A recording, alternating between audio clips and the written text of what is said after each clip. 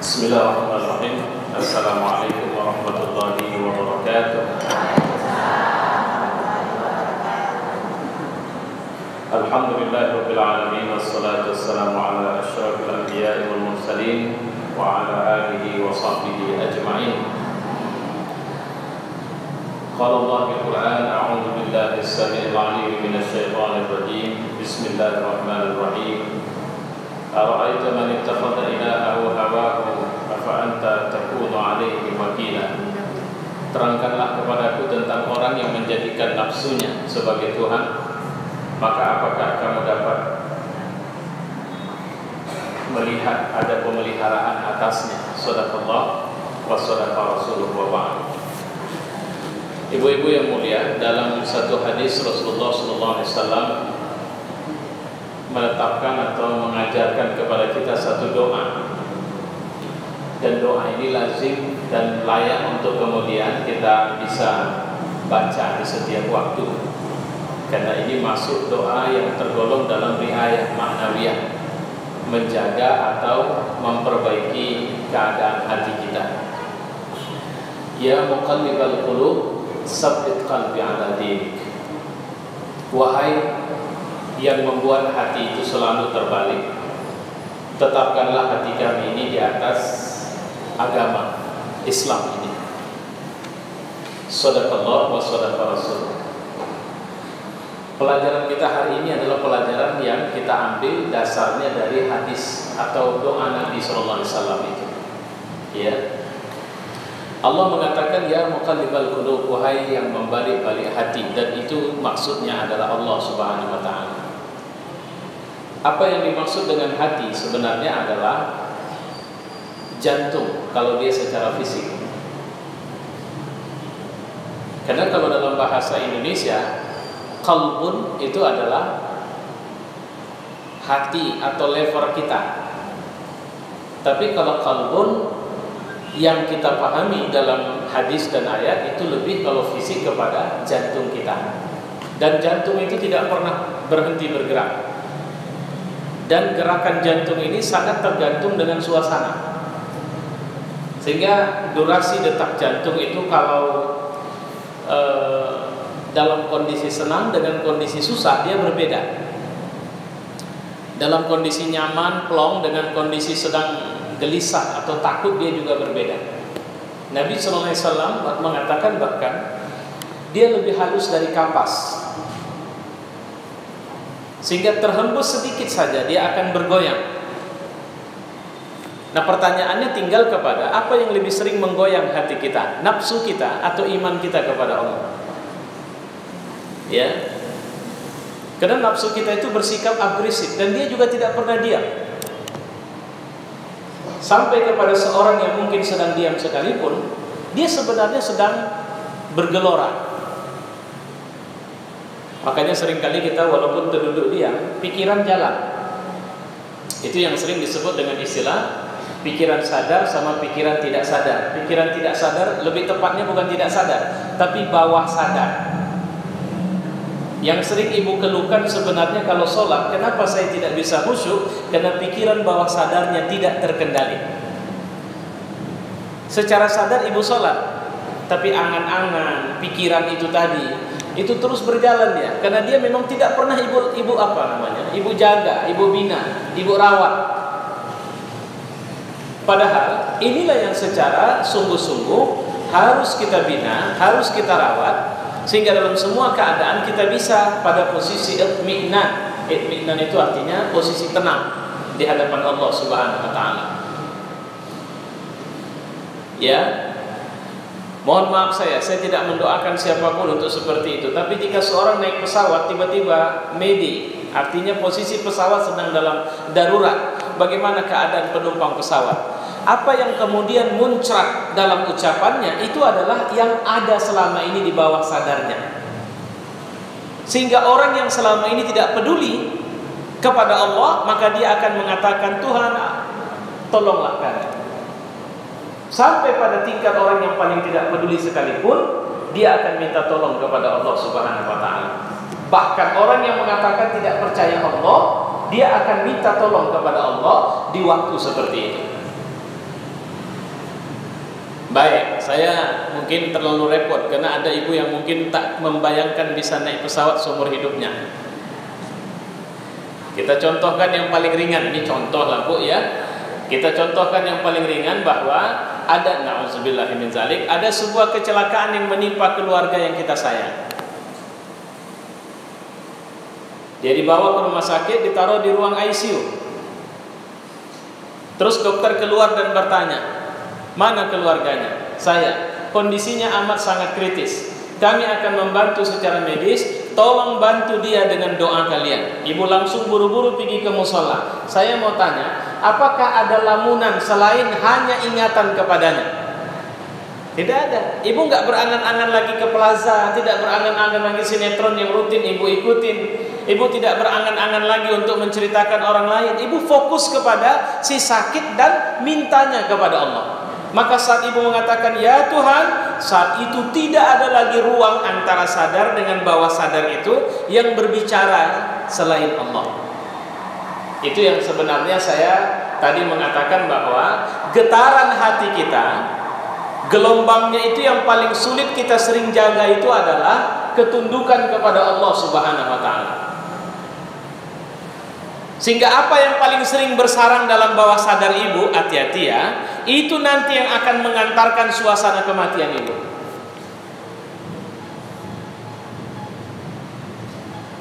Sehingga orang jangan vonis kalau dia orang yang pada posisi dia secara zahir orang baik, tapi pikirannya selalu berpikir tentang keburukan. Karena kata Nabi, seseorang akan dimatikan sesuai dengan kebiasaan amalnya. Amal ini ada bisa kita bagi amal zahir, amal batin. Kalau ibu orang yang mudah buat orang sakit hati, saya teringat kemarin saya ada diskusi dengan orang. Sebenarnya diskusi itu berubah jadi debat atas suasana. Dan terakhir saya tidak sanggup meneruskan karena dia habis-habisan mencela para alim ulama yang jauh lebih utama dari kita. Dia sampai mencela Imam Ahmad bin Hanbal dan banyak lagi yang lain. Ya, maka saya bilang sebenarnya untuk memahami suasana hati secara zahir mata bisa melihat ibu ini sekarang berjilbab semua, ini bagus. Secara zahir tidak ada masalah. Ibu orang-orang solehah. Ya. Tapi nanti kalau kita masuk the second step, langkah kedua, saya bicara dengan ibu akan ketahuan. Sehingga jangan lupa, seorang tidak bisa menutup-nutupin suasana hatinya di saat dia bicara. Tidak bisa. Kenapa? Cara ibu bicara itu sangat ditentukan seperti apa suasana hati ibu. Ada orang yang dia cantik, baik, kelihatannya lembut, tapi begitu ngomong nyakitkan hati. Itu suasana hati. Mulut ini hanya mewakili hatinya. Ustadz bisa ibu atur ngomong ibu itu akan ketahuan karena orang yang mengatur bicaranya tidak sesuai dengan kebiasaannya, cepat atau lambat akan ketahuan. Ada orang bisa ceramah kayak Zainuddin, nggak sepanjang ceramah itu bisa kayak Zainuddin. Dulu kan yang populer, retorika yang paling disukai itu adalah retorikanya Zainuddin MZ.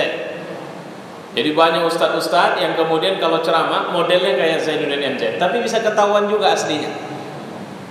Kenapa? Karena aksentuasi. Ya. Nanti pada the third step, langkah ketiga, kalau saya sudah bicara, kemudian ketahuan, ya dalam beberapa saat bersama, makanya Umar pernah mengatakan, kau tidak bisa mengatakan orang itu orang baik kalau kau belum pernah safar dengannya. Safar itu artinya pergi sama-sama. Kayak kita pergi haji, berapa hari di sana? Total berapa hari? 40 hari. Aslinya orang ketahuan lah itu. Saya kemarin pergi umroh, belum 40 hari, masih 10 hari saja dari sana. Sudah istighfar saya. Kebetulan saya bawa istri, saya bilang ingatkan sama ibu itu, suruh dia untuk menjaga auratnya. Kenapa? Walaupun antar kamar, jangan dia sepele, karena itu suasana asli dia. Di sini dia harus belajar untuk beradab. Banyak itu yang sudah tidak peduli. Masih 10 hari. Bagaimana Sita bisa mengklaim dia orang baik kalau kemudian terhadap dirinya dia tidak bisa menjaga adabnya kepada Allah Subhanahu wa taala?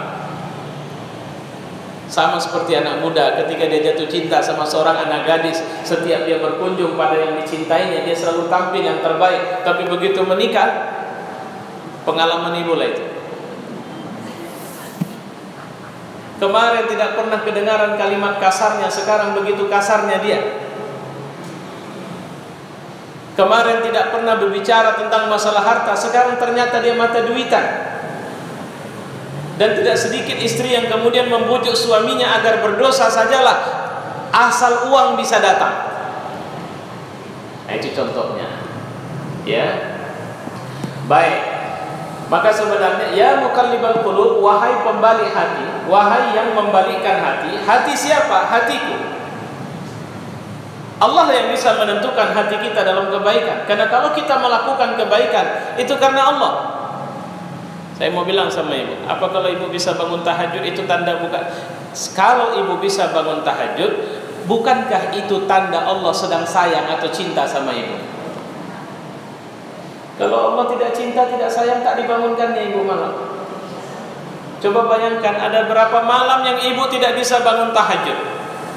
Walaupun ibu sudah membuka alarm, membuat alarm sekuat-kuatnya, tapi tidak terbangun juga. Curigailah dirimu sendiri. Itu persoalannya di hati.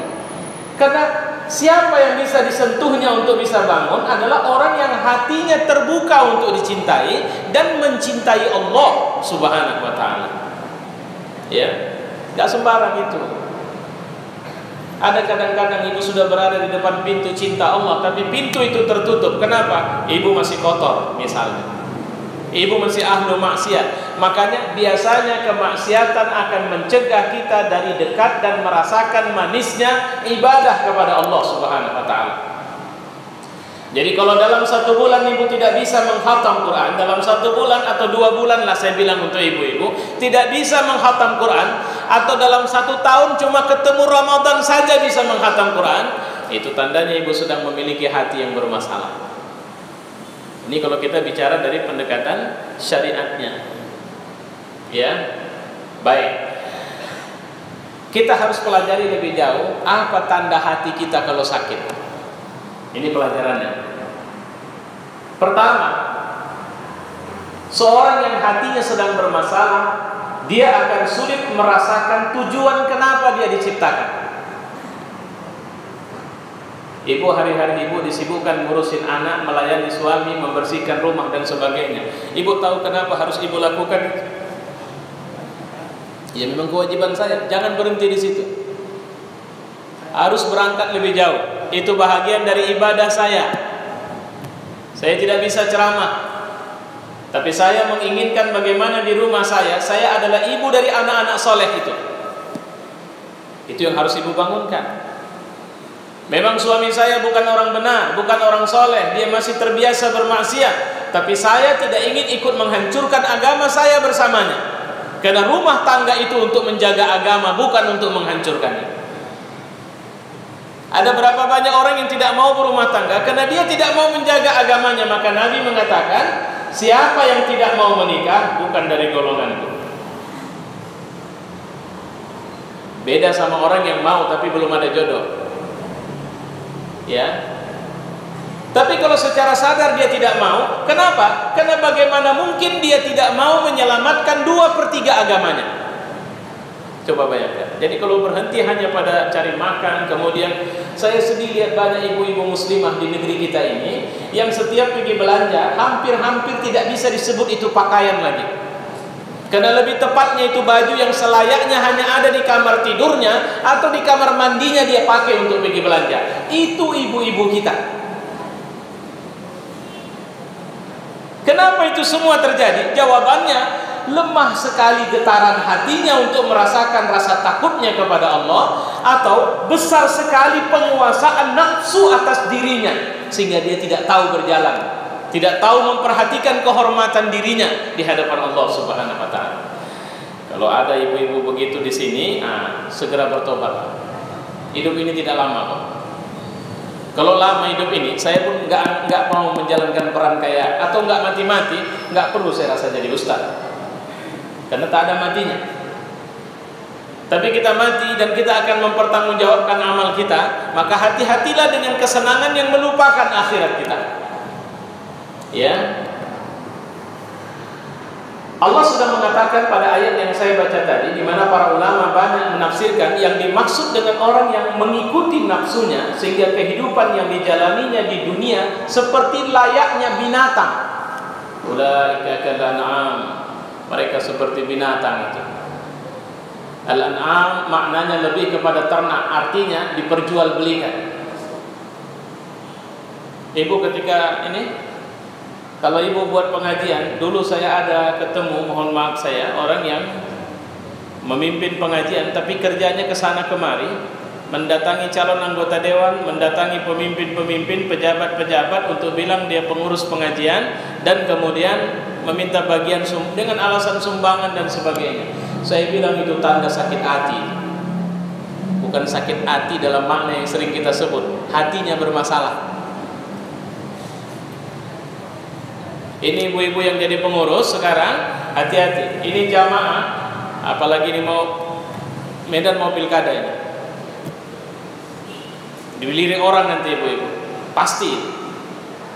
Saya cuma mau bilang, lakukan satu tindakan yang akhiratmu selamat kalau Allah bertanya kepadamu nanti. Maka jangan pernah memilih manusia yang Allah marah sama dia, walaupun dia membuat kita bisa senang sepanjang waktu kita hidup. Tapi pilihlah Allah orang yang membuat Allah senang sama kita, sehingga walaupun sepanjang waktu kita tidak disenangi orang banyak. Karena kalau pakai ukuran orang banyak kita repot ini. Negeri kita ini sekarang dipimpin oleh orang yang tidak mau tunduk sama Allah. Banyak orang tidak sholat, banyak orang tidak peduli agama. Kalau tadi ada pernyataan, sekarang ada isu. Kemarin isu KTP hilangkan kolom agama, sekarang muncul lagi formulir yang tanpa kolom agama pun muncul. Itu sama artinya bahwa pemerintah kita yang sekarang ini adalah pemerintah paling buruk dalam sejarah Indonesia. Malangnya baru berapa bulan ini.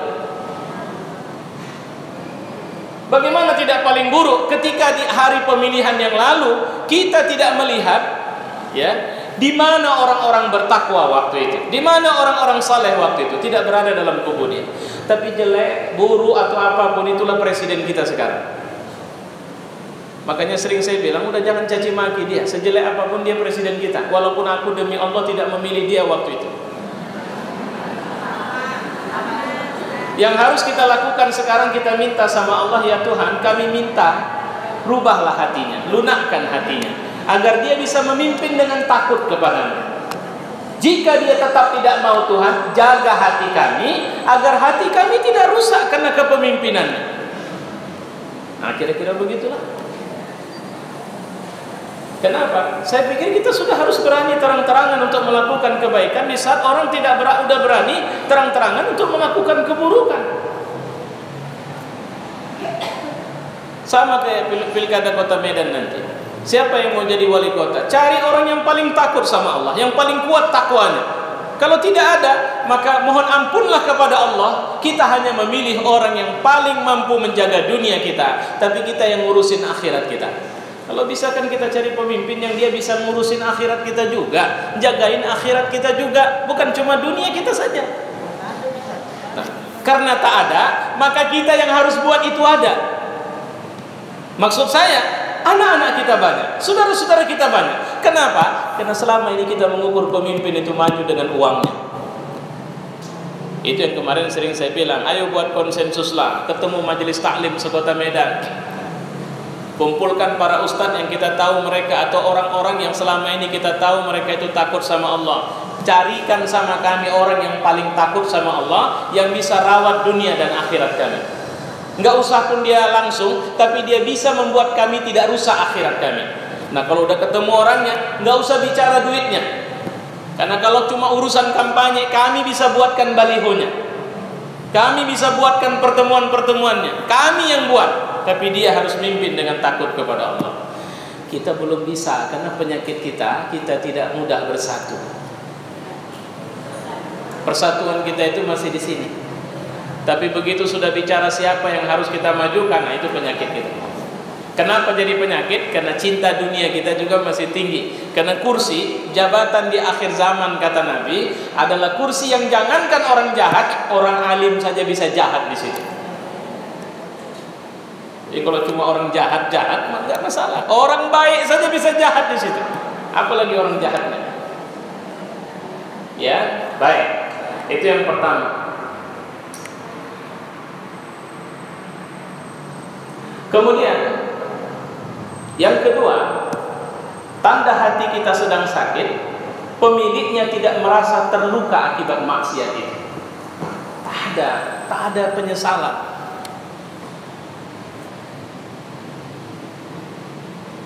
Saya mau bilang lah sama ibu, udah capek ibu mengaji puluhan tahun, tapi tetap tidak berbusana muslimat. Apa ibu pikir ibu bisa masuk surga tanpa masuk neraka dulu? Yalah, kita bicara hati lah maksud saya. Ibu sholat, ibu puasa, ibu zakat, ibu pergi umrah, ibu pergi haji, tapi kemudian ibu masih membentangkan aurat ibu, menunjukkan paha ibu, menunjukkan buah dada ibu. Apa ibu pikir ibu bisa masuk surga tanpa masuk neraka dulu? Dan kalau itu sama artinya ibu mendamaikan diri ibu untuk menganggap nggak apa-apa lah masuk neraka. Maunya kita di khairun nisa ya, hidayatun nisa. Memang betul-betul wanita-wanita yang dapat hidayah. Sehingga kita cuma, kalau suami tidak suka itu urusan suami, tapi Allah suka sama aku. Karena ada juga suami yang tak suka istrinya menutup aurat, marah dia sama istrinya. Padahal begitu istrinya keluar dengan tidak menutup auratnya, laki-laki mau tukang becak, mau tukang botut, mau orang gila, itu dikasih gratis untuk menatap aurat istrinya. Kan jahat itu.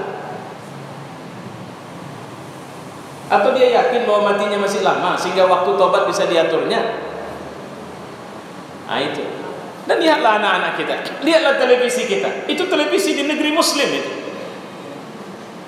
Seperti apa mereka berpakaian? Tapi uniknya yang begitu ibu, itu dikemas sebagai hiburan, sehingga nafsu kita tidak bertanya-tanya, kita hanya menikmati. Coba lihat acara yang makin parah di TV itu, yang siapa pengen ke Mekah itu, Maijah. Cerita babi semua sekarang udah satu kampung. Saya semula masih mau ikut cerita itu, saya bilang obat stres, tapi belakangan saya rasa ini bukan obat stres. Ini menghancurkan keyakinan atau rasa malu kita kepada Allah Subhanahu wa taala. Ya. Acara-acara KDI apa semua. Kalau buat acara kontes menyanyi tidak ada masalah, tapi kenapa kalian harus berpakaian seperti itu?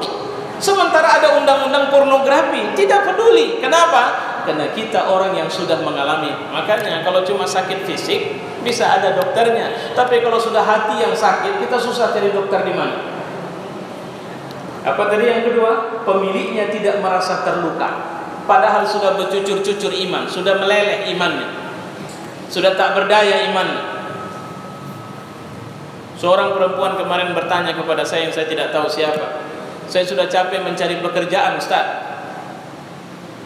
saya tidak mau membuka aurat saya, tapi karena saya sudah tamat kuliah, ada sekian banyak pekerjaan yang terbuka untuk saya, dan kemudian tidak bisa saya iakan karena sebab mereka menyuruh saya membuka aurat saya. Mak saya di rumah habis-habisan, setiap hari selalu marah kepada saya, dan dia mengatakan, apa kau pikir dengan pakai jilbab kau bisa selamat? Dan macam-macam tudingan, macam-macam kecaman diberikan kepadanya. Tapi sampai detik ini aku masih tetap menggunakan jilbabku. Dia tanya sama saya, apakah saya harus buka jilbab saya untuk taat saya sama orang tua saya sehingga saya bisa dapat pekerjaan? Saya jawab tidak. Walaupun orang tuamu itu mau membunuhmu sekalipun. Bersabarlah dengan keyakinan bahwa Allah hanya akan memberi. Ingat, rezeki itu akan ditambah sesuai dengan keimanan kita. Ibu harus pahami, apa yang dimaksud dengan rezeki di sini adalah sesuatu yang kita dapat dan bermanfaat untuk dunia dan akhirat kita. Ada berapa banyak orang yang dia dapat tapi bermanfaat cuma untuk dunia saja, tidak untuk akhiratnya. Apa itu? Ada dapat harta kaya, dia kumpulin harta, orang kenal dia sebagai orang kaya, itulah manfaatnya. Tapi akhirat Allah tidak kasih sama dia. Malah akhirat harta yang dia kumpul yang tidak bermanfaat itu akan menyusahkan dia di hadapan Allah Subhanahu wa taala. Cuma penyakitnya nafsu kita lebih sering memberikan keputusan ketimbang hati kita. Kenapa hati kita tidak bisa lagi memberi keputusan? Jawabannya sederhana, karena hati kita sudah sekarat. Nafsu kita gemuk. Ya. Jadi apa kata nafsu? Itu kan tanda mau sampai kapan hidup menderita. Jika sebuah penderitaan tidak sebab dan tidak membuat kita keluar dari keyakinan, ketundukan, penyembahan kepada Allah, mana lebih baik jika kita diberikan kebahagiaan, tapi kebahagiaan itu mencopot semua rasa malu kita sama Allah, kedekatan kita sama Allah, dan ibadah kita sama Allah Subhanahu wa taala. Coba bayangkan. Jika Allah, itu yang sering saya bilang kan, ibu beli telekung harga 5 juta. Jika telekung 5 juta itu membuat ibu tidak bisa dekat sama Allah, jangan beli telekung itu. Asal mau dipakai sayang. Itu kan buat nggak dekat sama Allah ya. Waktu dipakai sombong. Ya kan? Pingin kali rasanya ngasih tahu sama orang di samping harga telekung ini, dicarilah semua cara supaya bisa tersebutnya harganya, supaya orang, wah mahal kali rupanya. Apalah hebatnya ibu bawa tas harga 1 miliar. Terus ada orang bangga, batu akik saya harga 800 juta, ini harga 3 miliar. Saya bilang tetap batu dia, tidak bisa memberi apapun. Semalam teman saya cerita ada orang punya batu akik yang kalau diteropong pakai pencahayaan muncul Ka'bah di dalamnya. Apa hebatnya rupanya? Terus kalau muncul Ka'bah kenapa? Dia masuk surga gitu. Terus dia kaya raya. Iyalah, dunia dia bisa dapat itu. Nah, itu hati-hati itu. Ya. Kemudian yang mulia ibu-ibu, ini yang kedua ya. Yang ketiga, di antara tanda hati kita sedang sakit adalah tidak risih, bodoh terhadap kebenaran. Udah tahu dia yang dibuatnya itu salah, tapi tak risih dia. Kalau yang kedua tadi, tidak merasa terluka. Nah kalau ini tidak risih dia, nggak resah. Ada pengajian tidak mau datang, tidak bisa baca Quran, tidak mau belajar, tidak ngerti mandi wajib, tidak peduli, tak tahu cara mendidik anak supaya jadi anak soleh. Yang penting kan aku kasih makan. Maaf cakap, kalau cerita cuma kasih makan kambing juga kasih makan anaknya, singa juga kasih makan anaknya. Jadi kalau ibu cuma mikirin ngasih makan, maka apa beda ibu sama binatang? Jadi apa sebenarnya tugas utama kita kalau ada anak di rumah kita? Islam mengatakan ajarkan dia tunduk kepada Allah. Jangan kita yang merusak dia, karena tidak anak itu datang dengan semangat tunduk sama Allah. Kita yang merusak dia biasanya. Saya memperhatikan ada orang tua yang bangga kalau anaknya baru berusia 2 atau 3 tahun sudah bisa ngisap rokok. Ada. Malah masuk ke dalam YouTube, nanti ibu kalau rajin browsing buka anak kecil merokok, nampak. Ada ibu yang bangga mendandani anak ibu dengan pakaian yang tidak dianjurkan dalam agama, kemudian menampilkannya. Lihat itu acara-acara lomba-lomba nyanyi itu. Sudah hampir telanjang anaknya, tapi dia mendoakan kepada Allah agar ya Tuhan buatlah menang anakku. Bisa nggak doa ini didengar Allah Subhanahu wa taala? Ayolah balik ke zaman kita lah. Zaman dimana ibu bangga kalau anak ibu sudah khatam juz amma. Zaman ibu sudah mulai tahu bahwa jadwal anakku khatam Quran ini, maka aku akan undang orang untuk makan di rumah.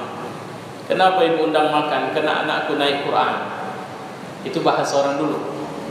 Orang sekarang nggak tahu lagi apa bahasa naik Quran itu. Kalau kami mengaji dulu, setiap mau naik Quran, Aduh, sekarang mana? Di mana tempat pengajian lagi? Mana ada, sudah pergi. Sekarang belajar Fatihah pun kita harus bayar minimal 40.000 atau 20.000 atau 50.000 sebulan. Mana guru-guru ngaji kita? Hilang semua, ketulusan itu hilang. Itu masalah kita. Kenapa hilang? Jawabannya, kita punya problem hati sekarang.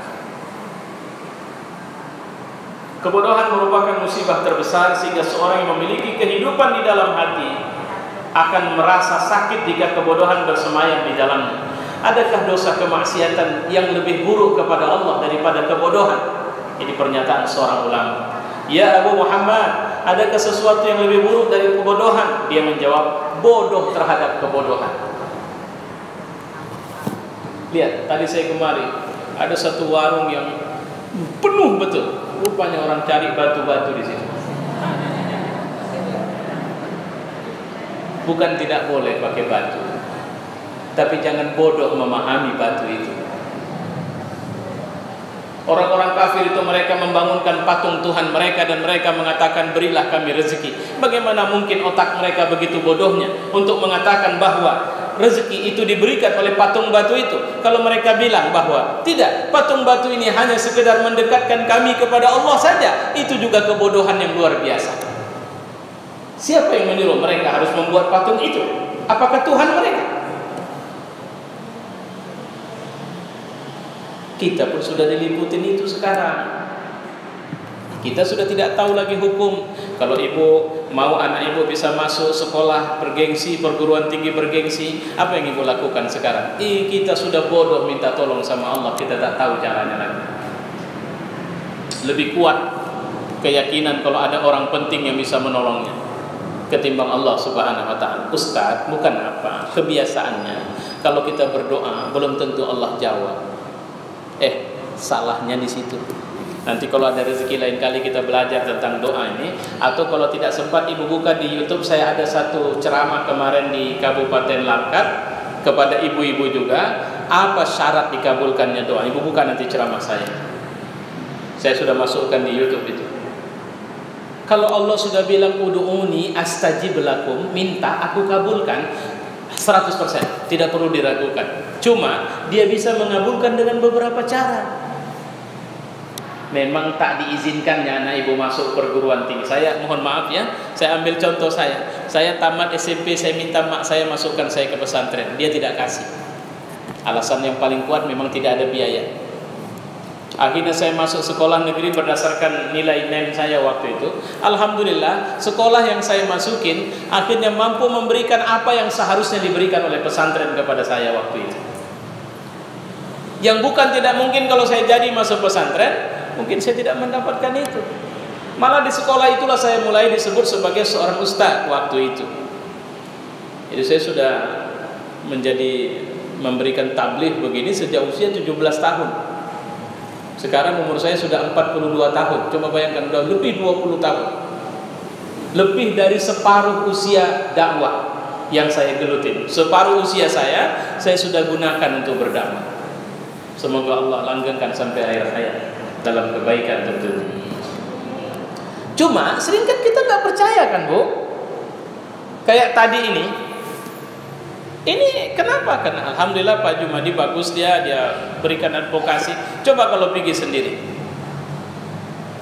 angka 10 itu bisa terdongkrak berlipat-lipat. Susah Pak, nggak bisa Pak. Saya kemarin jalan di satu jalan, saya di stop polisi karena menurut dia sudah lampu merah. Saya cuma ngomong satu kalimat sama dia, Pak, saya ini ustaz, saya tidak mungkin berbohong. Saya jalan karena lampu saya lihat masih kuning dan sulit bagi saya untuk mengerem. Kalau mengerem masalah di saya. Mungkin pada waktu Bapak lihat memang ya saya sudah merah, tapi saya tidak mungkin mencelakakan diri saya. Terakhir dia nggak mau megang STNK itu pun tak mau lagi, padahal sudah mau saya siapkan gitu kan. Nggak ada masalah. Artinya apa? Ngapain saya harus Pak? Saya cuma bilang saya tidak mungkin, tidak perlu berbohong. Karena kalau saya berbohong itu rugi di saya. Cuma kan kita bilang, Pak Ayah, sekarang tidak mungkin. Itulah setan, itulah nafsu kita yang kemudian terus menggesa kita untuk menjauh dari yang seharusnya kita lakukan. Kebodohan adalah kematian sebelum pemiliknya mati. Jadi ada orang yang mabuk, oplosan, bangga, wah luar biasa. Ada perempuan pakai celana yang celana pendeknya pun saking pendeknya nggak nampak lagi karena tertutupin baju. Ada perempuan yang sudah begitu, saya juga heran bagaimana perempuan bisa masih muda membiasakan merokok. Na'udzubillah min dzalik. Ada yang bangga dengan jalan sana jalan sini dengan keretanya. Itulah kebodohan yang dia sudah mati sebenarnya. Kenapa? Karena dia sudah mematikan hatinya dari kebenaran. Dia menganggap orang-orang benar. Makanya innama nahnu mustahzi'un. Kami cuma ngolok-ngolok orang beriman itu saja. Allahu yastahzi'u bihim. Allah sebenarnya yang mengolok-olok mereka. Coba bayangkan, jelas-jelas dia di luar pagar, dibilangnya dia yang selamat. Padahal Allah sudah bilang, masuklah ke dalam areal pagar ini supaya kalian selamat. Dia tidak mau. Siapa yang bodoh? Dia. Tapi dia tidak merasa. Kalau bahasa Quran, summun bukmun umyum fahum la yarji'un. Ya. Tubuh mereka layaknya kuburan sebelum dikuburkan. Yang dikuburkan itu kan fisik, dalamnya ada ruh. Sebenarnya karena ruh sudah mati, tubuh ini jadi kuburan ruhnya. Kalau diajak kepada kebaikan tidak mau. Diajak untuk tunduk kepada Allah tidak mau. Kalau udah Oma uruslah diri Oma sendiri, jangan ngurus aku pun udah besar kok. Ngertinya aku kapan aku tobatnya. Nah, kira-kira begitulah bahasa anak durhaka sama orang tua. Ya. Atau kemarin seorang istri cerita tentang suaminya yang bermusuhan dengan adik kandungnya sendiri, sampai-sampai mereka tidak pernah saling bersilaturahim satu sama lain. Dia minta saya untuk memberi tausiah ke rumahnya, dan tolonglah Ustaz, sampaikan dengan halus permintaan supaya mereka. Saya sampaikan. Walaupun itu juga ibu boleh lihat, nanti saya sudah upload itu ceramah juga ke YouTube. Cuma satu yang saya bilang, Allah haramkan surga bagi orang yang membunuh rasa sayang di hatinya kepada saudaranya. Wallah la yadkhulul jannah qati'ur rahim. Tidak akan masuk surga orang yang memutus sayang itu. Bagaimana kau berharap orang lain bisa menyayangimu sementara darahmu kau putus karena sebab sombongmu? Macam-macam lah. Ya. Alhamdulillah, mudah-mudahan saya berharap beliau bisa berubah itu. Kemudian selanjutnya, pemiliknya berpaling dari nutrisi hati yang bermanfaat, justru beralih kepada racun. Artinya begini, pemiliknya lebih suka kepada racun ketimbang madu. Nah, kalau mau diartikan begitu, lebih suka kepada maksiat ketimbang kepada kebenaran.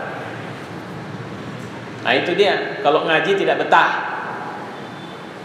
Kalau diajak ikut mengaji begini, alah udahlah kalian saja lah. Ya.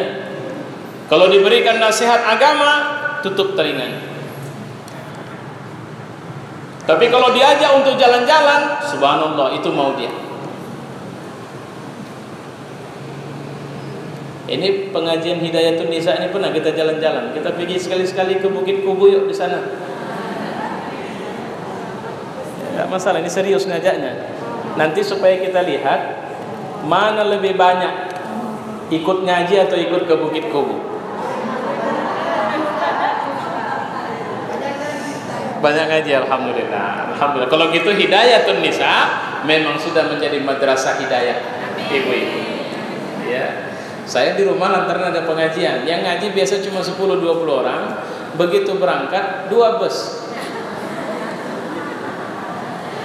Ya, terpaksa saya juga bawa mobil sendiri gitu.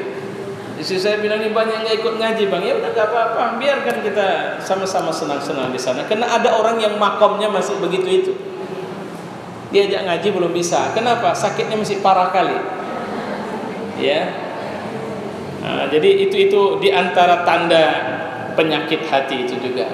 Saya pikir kena asar sudah dekat waktunya. Nah, insya Allah saya pikir ini yang bisa saya sampaikan. Mudah-mudahan Allah memberi berkah bagi pertemuan kita. Wassalamualaikum warahmatullahi wabarakatuh.